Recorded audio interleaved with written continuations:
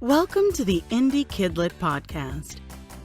Join Marti Dumas and Elena Page on their quest to help children's and middle grade authors find the right audience and sell more books. Welcome to the Indie KidLit podcast. I'm one of your hosts, Elena Page. And I'm Marti Dumas, and today we're really excited to have our guest with us, Scott King. Scott King is a full-time creative who spent a lot of time working on story in a lot of different forms. So that's movies, board games, photography. He obviously also writes books. He's the author of 13 books, including dystopian thrillers like Resist Them, which are obviously meant for the grown-ups, the Zima Chronicles, and other fantasy books for middle grade readers, and also a series of books of writer's craft that he's been working on. The first one that I actually saw was Finish the Script, but I've also gotten to read the 5-day novel, and I have just finished up with Story Pitch, which is his latest one out. So that was a super long intro, but welcome, Scott. What up? I am excited to be here. That's really awesome. So we are here to pick your brain today about craft. I know you do a lot of stuff. We could, because board game photography, that's pretty sweet, but I'm not going to bring it up except that I just brought it up. But beyond that, you know, that'll be the little dangling thing that we leave out for people. How did you get caught up in story? What's your deal? I think it's, for a lot of people, you're kind of just born into it. This is just who I am. I knew at a very young age that I wanted to be a storyteller. I was diagnosed dyslexic also at a very young age, so I never thought I could be an author. I always thought, okay, I'm going to do something that is about telling stories, but it's just not going to be writing because I could never write. And somehow that ended up like, oh, I'm going to make movies. And then I worked on a bunch of movies. I was like, no, I don't want to make movies. I was like, maybe I'll try writing movies. And then like, that was good, but I didn't move to LA. So I was like, okay, let me try writing comics. That was good, but people just draw really, really slow. So then I was like, okay, I guess, you know, I'm older, I'm wiser. I'll try this whole writing a book thing. And then that's just where I am now. That's amazing. And can I just say that it seems opposite. Like it seems like dyslexia would be a thing that would prevent a lot of people from becoming writers. And I'm sure that it does. Like I'm sure that there are a lot of people who are thinking that's just not my jam, that they never even try to go in that direction because of that. But like some of my favorite authors, I feel like started because they were motivated because of that it made it a thing that they really wanted to be able to participate in, really wanted to know. Like Patricia Polacco like comes to mind like right off the bat. I just absolutely love her stuff, but like that's a huge part of her story is that like she wasn't able to read in the same time frame that the rest of her family members were able to read, and it really, really made her hungry for stories. So that's like really cool. Now you've been put in a whole different category, Scott. You're like on a different level now. Good luck with that pedestal that I just put you up on, because I really wonder like how much that ends up playing into it, like making it something that you're really hungry for. I think for at least me personally, I can say that at least growing up, there was an insecurity because reading, I could do it, but if I had to do it aloud or around people, I definitely got nervous. I definitely screwed up a lot. And I think a lot of my studying and learning the structure of story, the craft, the character, and dialogue, I think a lot of that is compensation because my dyslexia, because I couldn't handle the words right. So I just kind of learned and soaked up everything else I could. And then once I kind of, not necessarily overcome dyslexia, because you don't really, but you know, you have your little handicaps or things you do to get around it. And once I got older and had those things in place, that's finally when I was able to actually just write and write. All right, very cool. So I'm kind of speaking for Elena here, but I know that Elena is on a journey, a writer's journey, and that she started off with spoken word, and then she moved into picture books, lovely meditation picture books, and then other adventure picture books, and has moved now into early readers, which are also adventure books. Those are coming soon, and is about to spread her wings into novel writing. And so that we are thinking a lot about craft and what people need to know as they are moving into writing novels, which is a lot the same for middle grade as it is for adults, except when it's not. So when you're thinking about our audience, which are people who are writing children's and middle grade books, what advice would you give to them about where they should start in developing their stories? I think there's probably two sides to that. The first is decide what story you want to tell. What is this thing that's important to you? And then decide what age is appropriate for that story. When you're talking about kid readers, the age may not seem like a big deal, but there's a big difference between someone who's, just getting into middle grade at like the 8 level versus someone who is, 12 and reading the more heavier stuff, leading to Percy Jackson or even the later Harry Potter books. So even though that's, a 4-year difference in there, that's a huge difference. So what you should definitely do is decide, what do you want to tell? What's the story? What are the themes like? How deep does it get?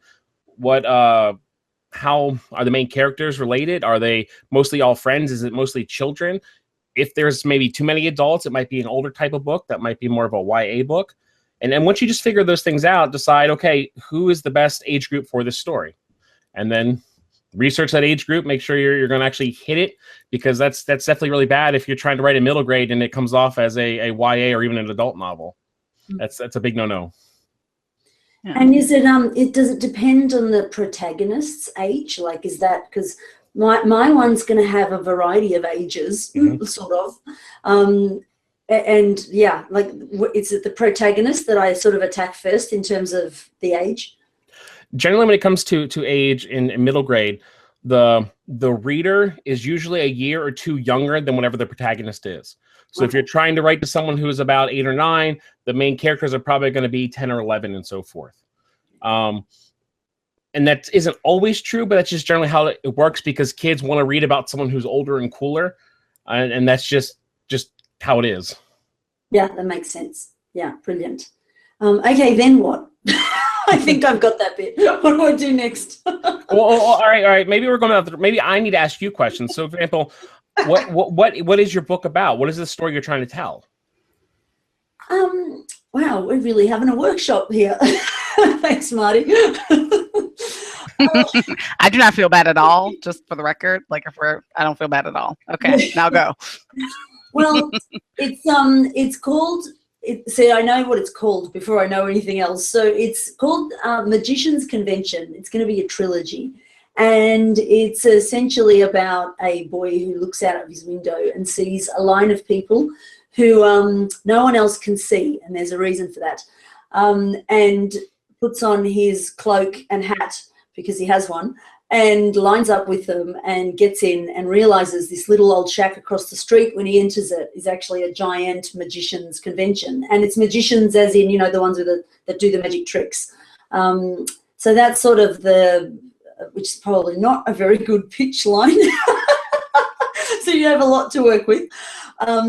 Yeah, and then the adventures kind of begin. So that's where I'm at. And I'm trying to wrap my head around, do I need to plot? Do I need to pants? Which one am I? I don't really know what I'm doing. I'm starting to read a few books and I'm now going, okay, I'm sort of getting this.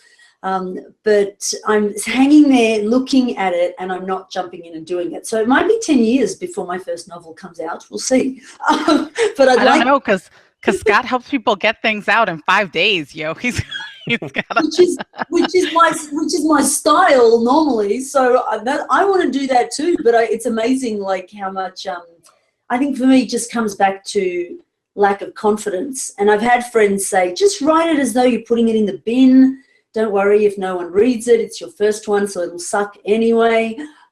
So yeah, that's where I'm at. All right, there's a lot to unpack here. Okay, so what is the name of the main character? Toby. Toby, okay. Toby is he going to be a magician? Is he actually using magic, or is it more like stage magic? Like what kind of, how fantasy world are we going with the story? Well, it's he's into stage magic, and his mum and dad are dead, and he's into stage magic, and that's what he has. But his dad used to be a magician, So he's really into it, loves it. But when he discovers the world, what he realizes, and I mean, of course I could change this. If you tell me it's really bad, I'll listen. But this is the idea at the moment, is when he discovers the world, what he finds out is there's two types of magicians. There's the ones called illusionists that are just doing illusion, and there's mages who actually have real magic. And there's a bit of a rift between them, because to the real world, they all look like, quote, magicians. But behind the scenes, some of them learn illusion tricks and some of them have real magic. So that's sort of part of the story, is this sort of, which in the third book, it's going to be called Mages versus the Illusionists. Like they're going to, you know, the battle is going to happen, some sort of battle. I haven't gotten to that one yet, but yeah. Does that make sense? Does that give you a bit of a, yeah? Yeah. So the book I just came out with is called Story Pitch, and it's basically about creating an elevator pitch and not using it to sell your book, but to use it to actually write your book. And so there's certain key elements that go into just a basic, pure elevator pitch. You need to have a character, which you have. It's Toby. Over the course of the story, Toby has to want something. I don't know what, because you actually haven't said that yet. Yeah, right. Good. Yeah. Okay. So he needs to want something. There needs to be something standing in the way of that want. That's going to be your antagonist. It's going to cause conflict. It might be just a traditional big bad villain, because that's often how it is in these kind of stories. It's normally pretty clear of who's bad and who's good, especially in middle grade. But it doesn't have to be. For example, just a non-middle grade example, if you're thinking of like, my go-to one is Jaws. In the movie Jaws, you think the shark is the big bad guy because, you know, it's eating people. But if you actually watch the movie and look at the structure of the movie, the town council, the mayor, the people who are still letting all the tourists come to town, even though they know there's a killer shark, they're actually the main conflict. They're the main antagonist in the movie. The shark is just kind of like a force of nature who's there. So it's okay if whatever's causing conflict in your story isn't necessarily the big bad. Just be aware that you don't have to go that route if you don't want to go that route. Once you know what Toby wants, once you know what's getting in his way, you need to decide what happens if Toby doesn't get what he wants. In a lot of these kind of stories, it's normally, again, it's pretty big, mellow, over the top, because this is middle grade. It's maybe not the end of the world type of story. You know, the Avengers aren't trying to save the world, but Toby might be trying to save his parents, or he might be trying to save his town, or he might be trying to save the illusionist, or whichever side he ends up on, you know? But there needs to be something that happens if Toby doesn't get what he wants. And those are called the stakes. So is he allowed to want multiple things or not? Yeah, people want multiple things. I mean, like right now, I have a coffee. I kind of want to take a sip of my coffee that's right there, but you're asking me a question and I can't. So that's conflict, because my coffee is there and I just want to sip. But do I answer the question? But so we have multiple wants. It's just how humans work. In the terms of your story, Toby's going to have lots of wants. He's going to have lots of wants in every scene he's in, just because that's what people are and that's what characters are. So what you got to kind of think of is what's the big one he wants? What's the ultimate goal he's trying to achieve throughout the book? And that's the big one I'm talking about. Well, he initially just wants to be a magician, but when he gets into that space, into the convention, somebody sends him like not a blackmail, but a secret letter that says your parents are still alive. And if you want to see them, you have to find this particular hat, magician's hat. And so the want is then that he wants to find out if that's true and his parents are alive. Is that how that would work? Let's go back to the want to being a magician. Why does he want to be a magician? Because his father was one. Because his father. So it is about trying to have a connection with his parents and so forth, kind of figuring out who he is. Yeah. Okay. Yeah. So is that more YA? Is that more YA than middle grade? No, that's fine for middle grade. But I do think that what you're setting up right there is a character arc. You're saying that Toby has this hole in his life. He's got this emptiness. He's trying to figure out who he is. Who is he in this world when he doesn't have parents? Who is he, you know, being a son and not having that dad at the same time? That thematic thing is going to carry over the cross of your story. It's going to be a story about him growing and changing. It's going to be very much a coming of age story, which works very well with middle grade. A lot of Harry Potter themes, a lot of the Percy Jackson, the Brandon Mull books, even my own books. It's very standard to have a coming of age story. There's nothing wrong with that for middle grade. But I definitely think that is your theme. It's him trying to figure out who he is, and that probably is his big want. And it probably shifts as the plot points of the story continues forth. He's going to start off like, you're going to start telling the story of, for some reason that he's not happy in his life. And most likely it's going to be because, I don't know who I am, or I don't know who my parents were, or I'm missing that connection. It's not going to fit. And then this window is going to open up where, oh, there's all these people. There's this convention. I'm going to explore this. And he gets sucked into this world. And as he gets deeper and deeper, his want's going to shift from, just who am I to like, oh my gosh, can I actually save my parents? Are they really alive? And then just following that plot trail. That is so helpful. That is awesome. Like, that's really, like that to be able to, I don't know, that's how much do I owe you for that? I think you owe him one additional copy of The Sale of Story Pitch.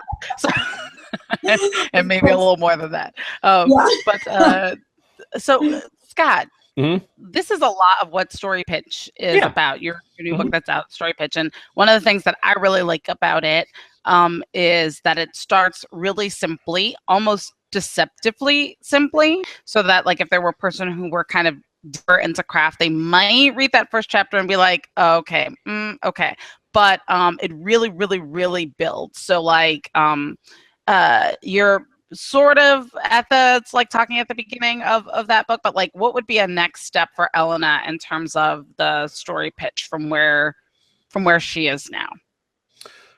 From where she is now, I mean, the next step is then you have to go into, like we were talking earlier, is the theme is what's the ultimate story you're trying to tell? What's the message you're trying to get across? And you just have to kind of build on that. I mean, theme is such a hard thing to deal with, because you have a lot of naysayers out there who are like, oh, I don't want to touch theme. I don't want my story to have any theme. But that's not how theme works, because as authors, we all have an individual voice. So let's say, Marty, you and I both write a book, and that book that we're going to write has the exact same characters. It has the exact same plot points. Just because we are different authors, those books are going to be drastically different, just because that's how writing works. And when you sit down to write a story, you put a little bit of yourself in it, whether you mean to or not. It just happens. And as a result, the readers are going to infer meaning, even if you don't mean to infer meaning. So for example, we were just talking about Toby, who he has this loss in his life. He's coping with trying to be an orphan. It's pretty obvious that anyone's gonna read that and say like, oh, okay, it must suck being an orphan. Obviously, that's a very bland, obvious theme, but that's theme that you can't avoid. It's there at this point. It's just part of what the story is. And there'll be lots of theme throughout the story. And generally, the main character arc is going to be your core theme. But theme is going to sink in through dialogue, through character action, through other types of conflict that happen. It's just part of what the story is. And one of the biggest things for doing a story pitch is accepting that, what I create is going to have a theme. And so I might as well embrace it and kind of direct it into a way that I want it to happen. And maybe you don't want it to be too deep. That's perfectly fine. But just make sure you are aware and you are using it, because it's a tool and it's something that really connects with the audience. I got a book review. I think it was, what's today? Today's Thursday. I think it was Tuesday night. I got a book review for my middle grade novel, Cupcakes versus Brownies. And in it, the main character is named Kareem, and he's really struggling with his parents because he finds out his parents want to have a divorce. And that's the overall theme of the book is this kid learning to cope with the fact that his parents just don't work in a relationship, and it's not his fault, and he isn't the one who has to fix it. And I've gotten a lot of really bad reviews from parents who say, "Oh, this book is pro divorce. I don't want my kids reading this book." And that's not what the book is at all. It's really just about the kid coping and dealing. So on Tuesday night, I get this review, and after reading about halfway through, I realized, oh my gosh, a kid wrote this. And as they're talking about it, the kid says, I don't have a dad. My dad left when I was a young age. And so this is very hard for me to read. And my best friend is currently going through a divorce. Her parents are not getting along and they're separating. And by reading this book, I'm now understanding what she is feeling. And that touched me. That's the power of theme. Is theme is what reaches beyond the page and connects with the reader. And that's what they carry with them. And I affected this girl. You know, she's going through whatever this hard time in her life is, and witnessing what her friend's going through. And she read that, and it brought her more understanding and made it easier. That's don't waste that. Theme's powerful.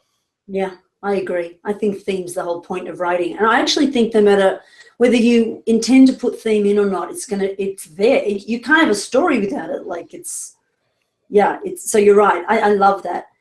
So that's a key part of your story pitch. Like, you need to be aware, or do you discover it along the way sometimes? It just kind of depends. In your case, you know what your theme is already, so you can kind of embrace it and run with it. I do now. I probably didn't before I spoke to you. Yeah. So again, ka-ching, there you go. I owe you more money. Okay, so now she's up to 10 copies of Story Pitch. That was where, she's buying them for Christmas presents early. All right. Also, I love that it's called Story Pitch, because I recently read Save the Cat, and he was talking about Blake Snyder was talking about how you have to know the pitch, and I really agree with that. But every time I look at it, I'm like, I don't know the pitch. I still couldn't, from what he put in there, really get my pitch. So I feel as though actually it is important to get that pitch right. And then he said too that if you don't have a pitch, and when you tell it to people, they don't go, maybe don't waste your time writing that book. So getting that bit right can save us months of agony, right? I don't know. I think if a story is that important to you, you shouldn't walk away from it. It just means you need to refine how you plan to tell it, so it's more appealing to whatever audience you're trying to appeal to. Okay. Yeah. Yeah. Or what's your position on stories of the heart, right?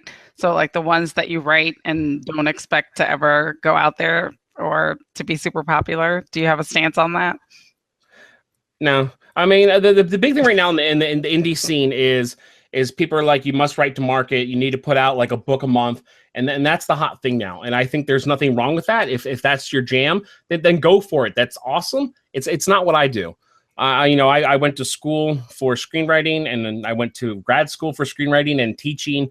So I am very much more, I guess, the academic. I write because there's these stories I have, and I want to put them out in the world. So every book I put out is like that for me. You know, I don't just kind of half do a book just because I'm trying to cash in or trying to rush it. I think that when you're writing, you just kind of need to know, why are you writing? Why are you doing this to begin with? Because this isn't easy. It's not easy. Just like, I'm going to go ahead and write a book and boom, I'm rich. Or, ooh, I can just at least pay my bills. It takes way, way more work than that.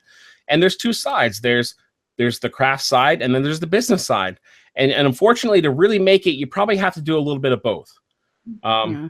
So how do you think, can you say more about that? How do you think those are interdependent, or what do you mean by doing a little bit of both? So for example, I am really big on craft. And so I put a lot into my books. I structure them, I layer them, the dialogue, I beta test them. It's very important to me that my story comes first when it comes to my novels. But if I go ahead and do that, and my book is where I want it, if I just put it on Amazon or on Barnes & Noble, and that's all I do, it's not going to sell. I need to make sure that I have my beta readers, and then I have my street team who gets it ahead of time so that they read it and they're able to tell their friends and so forth. I need to make sure that I'm plugging it on podcasts, that I do podcast interviews like this to market my books.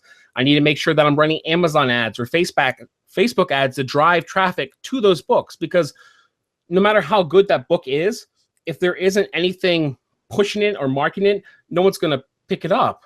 And again, I am much more, hey, I wrote this story and I want to connect with the audience, and I want that to mean something to them, because that's where I'm coming from. This isn't a business decision. If I don't ever take that business mind, then no one's going to read the story. And if no one reads the story, I'm not going to get what I'm ultimately going for anyway. So it's just a matter of figuring out kind of where you are on the spectrum of, is this a business thing for you, or is this a story craft thing for you? And no matter where you are on that spectrum, it's like, okay, if this is where I'm at, how much toward the other side do you want to put the effort forth, and figure out what works for you? Because there is no right answer. I know I should probably be running like way more Facebook ads, but guess what? Facebook ads are a pain in the butt, and I don't got time for that. So my books are just kind of like, I got the little light Facebook ads, and I'm really heavy on Amazon ads. So it's just a matter of balance and figuring out what makes you happy. So do you remember a time where you didn't know how to write? Like, do you still remember, like, you know how you, like, for me now, you're like in the realm of, you know, you're a master. Now, you obviously, we're all still mastering, but you're that master. So do you remember that time where you didn't know how to write? And what was your journey to get from that space to this space? Like, did it take 10 years? Did it take 15 books? What did it take, in your opinion? I think we probably all know how to write, and that's probably not the right way to word it. I would say that as an author, I found my voice. I know who I am as a writer, and because I know who I am as a writer, it's easier for me to embrace that. You're just starting this journey. You could probably, and most likely are, a decent writer. You just haven't found your voice and the confidence in that voice yet. I know personally, I went to grad school. I was working on a bunch of movies. I optioned screenplays, and it was really writing screenplays where I found my voice and what works for me. And that was the course of maybe like 7 or 8 years and maybe 30 scripts in total. It's kind of hard to judge how many I wrote while in college and grad school. And even then, after that, I got out of grad school and I was trying to do the comic things. I have a whole bunch of comic scripts. And then after that, it was like, okay, now I'm going to try the novel thing. So, I mean, we're talking 10, 15 years of my first short story way back in high school to where I am now. It's just a journey. There is no right or wrong answer for how long it takes. It just works differently for everyone. And what do you find is the difference between like screenwriting versus book writing? Because, you know, I've read Save the Cat and I'm like, do I just plot the way he says and write my middle grade novel, or is there differences from TV to reading? The biggest difference with movies versus books, it's with screenplays versus novels, is that a screenplay is structure first. It's boom, boom, boom. This must happen. The end of the first act, the middle point, the structure is very, very important. That's just how Hollywood works. It's how audiences are trained. And even that might feel formulaic or tight, there's tons of leeway of what you can do and work within that structure. So even if you are working with it, it doesn't feel too restrictive. Going from there to novels, it means that in a novels, you can work with whatever structure you want to work with. You aren't tied down to that thing. You can kind of do what you want. But in the novel world, genre is king, right? It's someone who reads a hardcore sci-fi reader. They love military sci-fi. Every now and then they might like get crazy and read like a space opera. They will not touch fantasy. That's just how it works. Like, readers love their genre, and that's what they want to read, and they don't want to go anywhere else.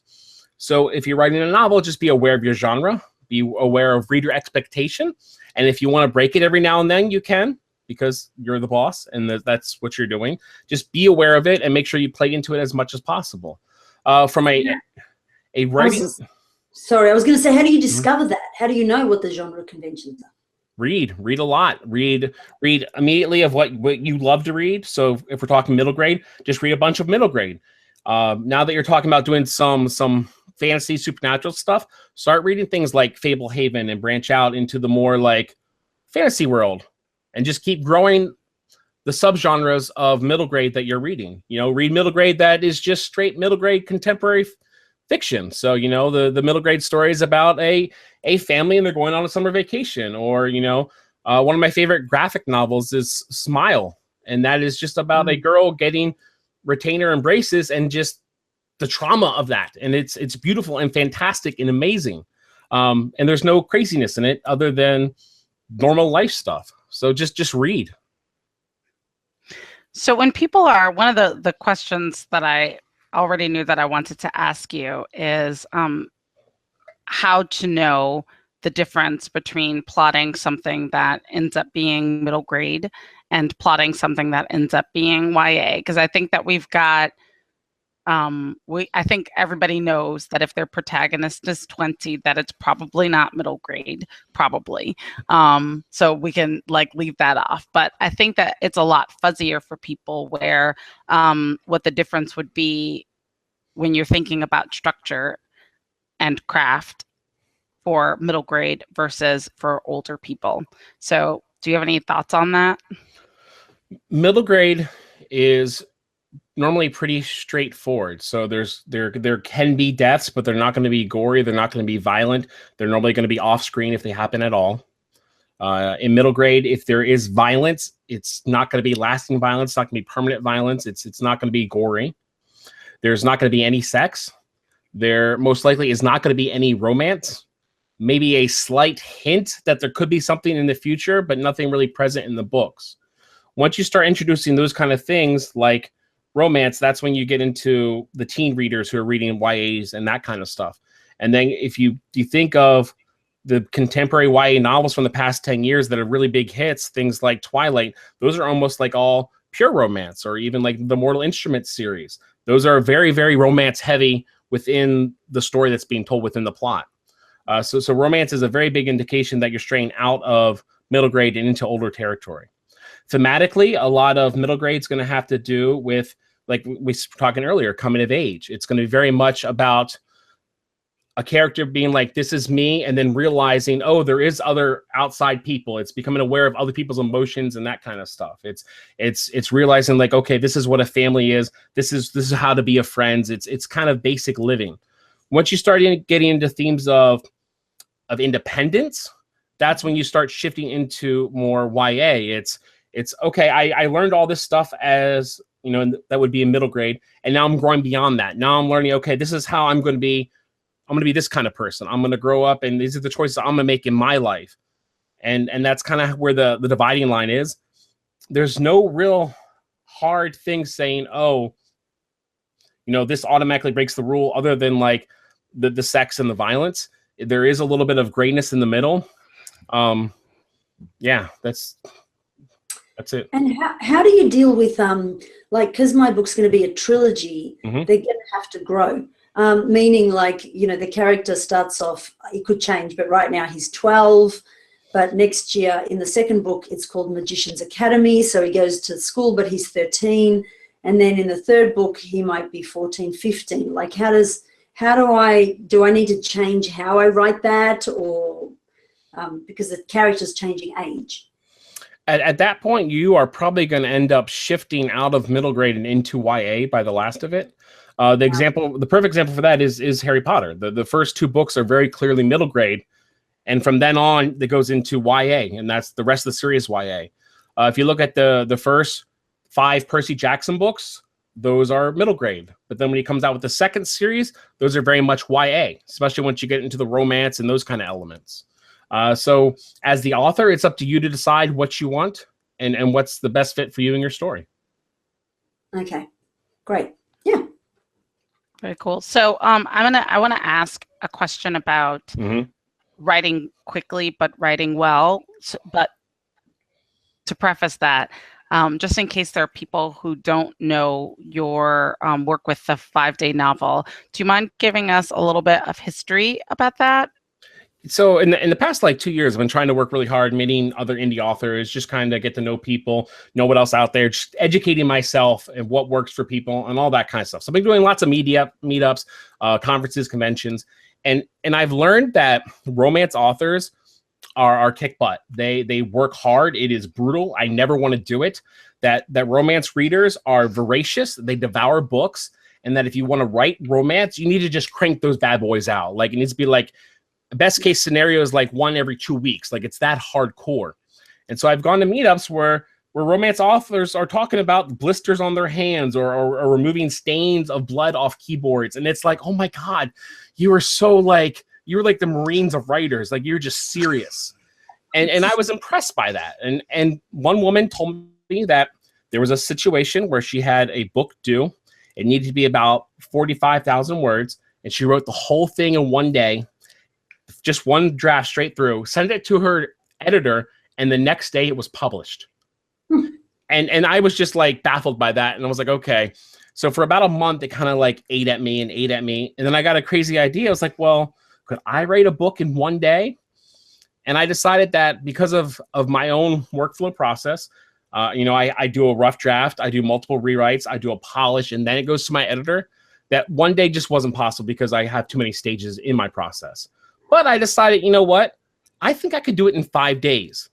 And so last year I challenged myself to write a novel from from scratch, not even brainstormed it until the start of the challenge. And I wrote the whole thing in 5 days.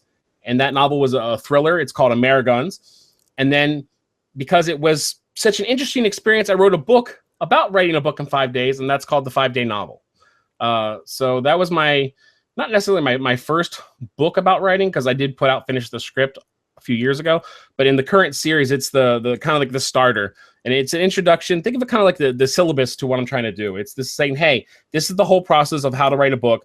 This is this crazy, stupid thing that I did. This is what I learned while doing it. Here are some things that you can maybe add to your process, and maybe it'll help you. Have you written any other books in 5 days? Have I written any more in 5 days? Yeah. No. I've done about 2 weeks since then, but not 5 days. That was crazy. Because it sounds crazy pants. I'm glad to hear you. Again, I've actually heard you acknowledge that on other podcasts that was a little crazy pants, but one more doesn't hurt us at all.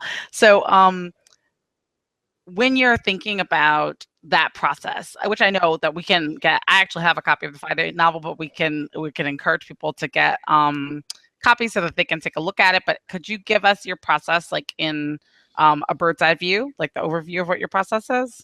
The way I did it is that day one for me was all pre-writing. So that's deciding what's the story I'm going to tell. That's creating the protagonists or any supporting cast members. That's figuring out the structure of the book, what themes are going to play into, and all that kind of stuff. And it was very fun because I love pre-writing. That was a very good day. And then day two was like, all right, I'm going to crank through the first draft and just going to get 50,000 words down on the page. I did not do that. I failed to get 50,000 words done in one day. I only got 28,000. How do you even type that fast? Like, how is that a thing? I didn't. I typed really, really, really slow. Okay. Over the course of the whole thing, it ended up being like the first day, for the first half of the book, I was really good. And I was getting like 2,000 words per hour.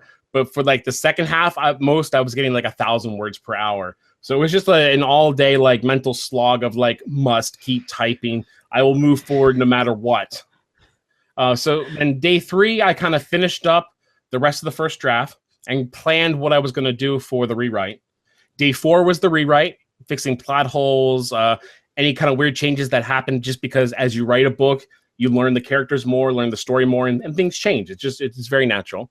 And then day five was the polish of like, okay, now that I know the story, it's locked, the character's locked, I'm just going to go ahead and make everything pretty before I send it to my editor. Wow. All right, very cool. So what of that, so mostly we're talking here to children's and middle grade writers, right? So what of that process do you feel is super useful for people who are writing for this age category to carry forward into their practice? Probably the most valuable, especially if you're a new author, just overall is seeing what my process is, just get an idea of like how publishing works. Because a lot of people come into this and they're like, okay, I know I'm going to write a book. I don't even know what stages of writing a book are. I don't know the difference between copy editing versus line editing. So just the basic idea of how that works, I think, is very useful. Beyond that, hopefully the pre-writing section, I think, is useful because it's basically a very light version of story pitch. And then from there, it also goes into how do you actually outline, how do you structure, and those kind of things. I did once write a non-fiction book in 6 days with no idea of what it was going to be about. So yeah, there you go. I could write the 6-day non-fiction book. Do it. Yeah. But that's it's cool that you did that with fiction. But then, having said that, you knew what you were doing. And that's probably, is it more important in fiction to know what you're doing versus non-fiction is my question. No, because like I was just saying, as you're writing a book, the story's going to change because as you get deeper into the character's head, that scene you thought was going to be perfect because the characters are going to do X, Y, and Z, and then you get to that room and instead they do A, B, C, that's a natural process because as you just learn these people, they just shift and change. So if you aren't fully planned out, if you don't know the whole story perfectly ahead of time, that's all right. You just need to know enough of it to get through it. And that's what's different for every person. And that's really where the whole like pantsing versus outlining debate comes in because it's really a spectrum and there is no one who is like, I only pants no matter what, or I only outline no matter what. It's more like, I do a rough outline and then I do my best to follow it. But when the story dictates, I will deviate. You know, that's just how it works. How do you discover which one is more suitable to you? Or is it just doing one and doing the other and seeing which lends itself to you more? Write a book and then write the next book and then write the next book. And you'll figure yourself out. Yeah. And going back to voice, is that the same thing? Like in terms of finding your voice, is it just like are we born with voice and we have so many layers that we're actually trying to take off to get to who we really are? Or is it something you discover along the way that you're not yet? Does my question make sense? Voice is such a hard thing to teach. And I don't mean like teach you to find your voice. I mean just teaching what an author voice is. Right. Like I was saying earlier, if Marty and I were to write the same kind of story, like literally plot for plot, same characters, because of who we are as storytellers, they're going to be different. I'm coming from a film background. So just in general, my voice is, I have a lot of dialogue. I do POVs, but they aren't crazy deep. That's just who I am as a natural storyteller. And it's those kind of choices that help form your voice. Maybe you are the kind of storyteller who is more on the literary side and you like really pretty prose, and there's going to be a lot more longer descriptions. And guess what? There's nothing actually wrong with that kind of stuff. It's just different from the way I tell my stories. Maybe you're the kind of person who really loves cliffhangers, and your books are all going to have amazing kick butt cliffhangers because that's just the kind of author you are. It's everything goes into an author's voice, not just what's actually written on the page. There's personal taste. The fact that you like middle grade that goes to your author's voice. There's a lot of people who are like, oh, middle grade, that's like a kid coloring book, right? And you're like, oh my gosh, no. So it's everything of who you are as an author goes into that author voice. And the only way to really grow it and figure out what that voice is to make sure you read a lot and just make sure you write. That's really helpful. Really, really, really helpful. Yeah, because you know, when you I read recently The Fairy That Circumnavigated, you know that book, Marty? Yes. It's the girl who circumnavigated fairyland in a ship of her own making. And I'm so glad that you read it. I love that one. That's great. Well, that's what I mean, because I have never hated a book as much as that book. And I know you love that. Oh my gosh, I love it so much. I read that book and I went, I cannot understand what this author, like it was my brain, maybe like definitely, I shouldn't say dyslexic, probably something totally different, ADHD, something. But I read it and went, I cannot stand this author's voice. I wanted to get out of there, but I forced myself to move through the book. And then I went, I need to burn this book. So I have a question for you. So for me, a book like The Girl Who Circumnavigated Fairyland in a Ship of Her Own Making, the title right there tells you exactly who that author is and exactly the voice of that story, what that story is like. If you don't hear that title and go, oh my gosh, I have been waiting for you my entire life, then that's not going to be so I'm just so curious. Like, what made you pull that one out then? Are you talking to me now? Yeah. You. Look, it had the word fairy in it, you know. And, okay. All right. So, you're right, though. It's like its energy is all through. It's like the voice is all through it, and it looked really like intriguing. But the voice to me, and it sounds, it was too complex, which maybe shows I'm a more simple voice. And I have this memory, not to get into psychoanalyzing me, but, you know, I have this memory in high school where my teacher said to me, you are the second best writer in this class. And I went, oh, well, who's the first best writer in this class? And she showed me her writing, and it had, you know, like the word, which I didn't even know what that meant. It had the word milieu in it, you know, and it was that flourish. And I remember looking and thinking, I will never, ever be that sort of author. Like, that's not my voice is very plain, simple. A 2-year-old could read my book, which I don't know if that's a good or a bad thing. So when I read a complicated story, like that, which is very sort of rich and dynamic and knotted, isn't it? It's like really sort of, like, my brain blew, like it blew up. Yes, that's me. Now everybody knows. Thank you. That's good. It's good to be honest and forward about who we are. Like that's very well. That's very important. Funnily enough, which is just the end to that story is I remember thinking like, that's it. What do I need to do to become the best writer in the class? And this is an absolutely true story. So the next in about 2 months' time, the best writer in the class had an asthma attack and died. And when the news came to school, my evil brain, I must have been the villain. The first thing I thought, now I was, like maybe 14 or something, my brain went, ha, now I'm the best writer in the class.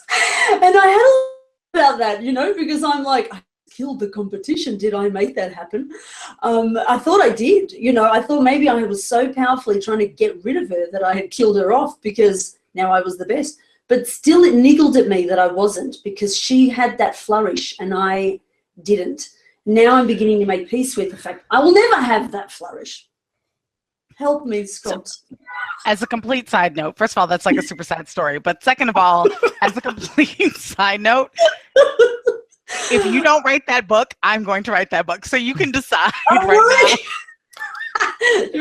Which one that's gonna end up being. We can talk about that offline, because like if you I'm gonna put a time limit on it. Either you write it or I'm gonna write it. That's how that's gonna go. Okay, but while we still have Scott, because we've only got a couple of minutes left with him, lest probably his wife think that we kidnapped him, which we don't want to happen. While we still have you, Scott, I wanted to ask you a question about what advice you would give to people who are already really deeply into their craft, people who already kind of feel like, okay, like I have a process. What advice would you give them about refining that process or continuing to grow in their craft? Growing in craft, once you hit a certain level, it just gets hard because there's a lot of big jumps along the way, and then once you figure out what your voice is, there you hit kind of like a plateau, and this is kind of like who I am.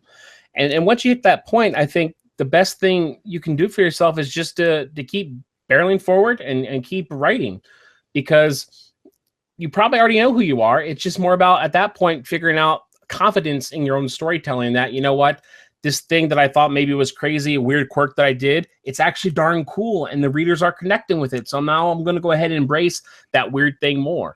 And then, as always, just read your genre, read your subgenres, read stuff outside your genres. Just try to grow as a creator as a whole.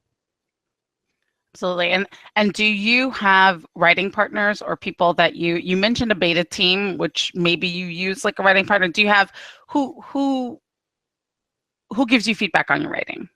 I have I guess it's about 4 people I call my alpha readers. So I finish a book, I do a draft, and then I rewrite, and then I rewrite, and then I finally polish and clean up. Other than the 5-day novel, which was a weird challenge thing, once I get that polished version done, it goes to my alpha readers. They read it, they gave me feedback, they let me know like, oh, this is great, but this whole thing over here doesn't make sense, or, oh, I love this one character until this one scene when like, oh, I just hated them. And maybe I intended for that character to be hated, but if I didn't, then I know like, okay, I need to go and address that issue and so forth. So my alpha readers are really important. Once I get that feedback, I do another pass. It normally goes to my editor at that point. And then from there is when I use the beta readers. For a lot of my stuff, it's not too complicated. But for example, I have a fantasy series I'm planning on launching. The first book's done. It's been done for a year. But it's really big. It's a 9-book series. There's a lot of stuff in book 1 that's setting up things that aren't going to be revealed to book 9. So I need to have it on the first pass as you're reading it. It makes sense and you're not confused, you're not feeling overwhelmed. Yet, if you were to have finished reading book 9 and were to go back and reread it, it'd be like, oh my God, how did I miss this?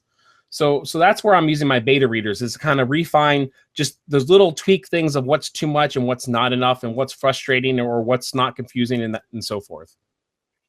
Mm-hmm.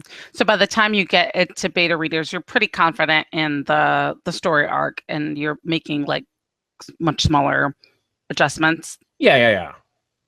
It's very, very small stuff once I get the beta readers. So how are you choosing how did you find your alpha readers? So you've got 4 people. How did they come to you? One's my wife, because she's like my biggest fan and tells me to keep writing. And she's also like my harshest critic, and she will throw the book down like, Scott, this is stupid. You need to change this right now. Go in there and fix this thing. I don't care what you say. I don't care if you think it's important to the story. Go fix it. And she's the boss. And she's like, goes into super fangirl mode. And it's like, okay, sweetheart, you're right. I will defer to you. That is really lucky. Okay. I have a former editor. So I send her the book. I have 2 people from grad school who are in LA, and I send them the stuff. So it's just kind of people I've collected over the years. Slowly developing community. So do you have any advice for people who are maybe don't have community around them right now? How do you suggest that people go about finding their peeps like that? I think doing the kind of stuff where I've been doing the past year that you've been doing, going to conferences, going to meetups, partaking in Facebook groups. That's where you kind of get to know people and so forth. The other thing is that if for whatever reason you just can't develop that community yet, a lot of times if you were to approach an editor and say, hey, instead of paying you to edit this or to give me a development editor feedback, can I pay you to alpha read? And they normally just will read whatever the book is, and then you have like a 1-hour Skype call and you just talk about it. I've done that a few times. That's really smart. That's a good one. Yeah. Right. We're just about up on our time. Elena, do you have other questions that you had for Scott before we let him go? Just a few little small ones. I have leftover questions. I wanted the basic, these are very basic questions, but like middle grade word count. And when I'm talking word count, I got this email recently about how words are not words. Like the word count isn't the regular word count. Do you know what I'm talking about? You can tell I'm very basic, but you don't know what I'm talking about. Look at the look on your face. I got this email from a writer, an experienced writer, that said when you send like a word count into a publisher, words aren't measured as just words. Like in other words, I is not a one word. Like there's a certain way to measure words, which is based on the characters and the way they're laid out. So apparently one of the biggest rookie mistakes is when we send in which we're not wanting to be traditionally published, but someone may, when you send in your manuscript, it's not, or even for a competition, it isn't actually the word count. Like the word count is wrong because people haven't measured it that way. Have you heard of that before? No, I haven't, but I trust Scrivener to do all my word counting. Let's see if Scott knows better than us. I have heard that before when submitting from an agent and then to a traditional publisher, but I don't think I've heard mentioned that for like 10 years or so. And right. Nowadays, everyone just uses whatever the word count is in Word or Scrivener or Vellum. That's what I thought until I got that. And then he had a formula that if you set up your Word page with these dimensions, it'll always hit 250 words a page according to that. Well, I mean, that's the average they use. They basically say that if you're trying to guess word count, it's an average of 250 words per page. But depending on your voice, how you structure it, how many paragraphs you use, whether there's dialogue, it's not going to work. That there's no set standard that will work. I would say don't worry about it. Just write an awesome book. Yeah. So what sort of word count is middle grade though, so it doesn't overwhelm kids? Middle grade is much more open-ended. You could have a middle grade book that might only be like 10,000 words. But the general standard is about 20 to 40. You don't want to go too long, but there is no hard set, especially on the indie publishing side where people are reading ebooks, or in my case, my audiobook sales are actually a lot better than just my ebook sales. So you might want something longer so that it would appeal more or become more appealing on something like Audible. So if I just wouldn't be stuck on something very hard. I would say, hey, I'm going to try for this basic range of 20 to 40. If you're a little short or you're a little over, it's not the end of the world as long as the story's awesome. And in terms of the chapters, like each scene has to have a relevancy, right? But is there like a certain number of chapters you should have before that first kind of key decision, or it doesn't matter? You could do it any which way you want. You're the author. It's whatever you want, what works for you. Do keep in mind that you're writing to middle grade readers. And so if things get too boring or too long, that might become off-putting. So if you already middle grade, you maybe want a few more chapters than if you're writing like an epic fantasy. You know, in my epic fantasy novel, I have some chapters that are 3,000 or 5,000 words long, which is crazy. I would never have that in my middle grade books. So it just kind of depends and figuring out what works for you and what you like. So and what don't stress about it. It's okay. It's going to be okay. Just make sure the story is awesome. Make sure the characters you connect with the characters, that the dialogue pops. Like, get all that stuff down. Don't worry about the weird other things. You're fine. Yeah. Can you come over to Australia and hold my hand while I write the book? Is that all right? No, it's been great. Thank you. Right. So, Scott, do you mind telling us where people can find you online? I'm assuming that you don't want them coming to knock on your door in person, but I mean, if you really do, then I guess you could give that information as well. Sure. I spend most mornings at a little coffee shop in Lake Jackson, Texas called Broombake. And that's not secret. I tweet about it. It's in all my books. So if you really want to meet me, Awesome. I'm probably at Broombake. Beyond that, I do a podcast called The Creators Cast. I talk to people who make cool things. So go to iTunes and look up Creators Cast. It's a pretty good show. Beyond that, my website is www.scottking.info. It's just like a blog and all that kind of stuff. And then you can find me on Twitter at @ScottKing. All right. So we will make sure that we have all of those things in the episode show notes, and people should look for those at www.indiekidlitpodcast.com. And Scott, thank you so much for being with us. And obviously we have a lot that we can learn from you. And this is the kind of thing that you kind of, maybe even when you know it, like going over it 9, 10, 100 more times is super helpful, because it reminds you about the stuff that you're not doing that you already knew. So that's really helpful for us, and I hope that you'll consider being on the show with us again.